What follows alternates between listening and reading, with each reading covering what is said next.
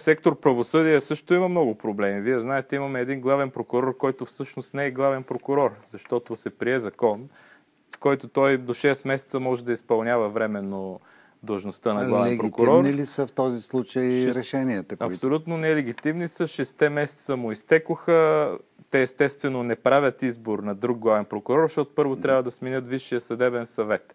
За да сменят Висшия съдебен съвет, Борисов не иска да си го избере, защото няма достатъчно кворум. Той се избира с 2/3 неговите членове от Народното събрание. Затова това се бави с години.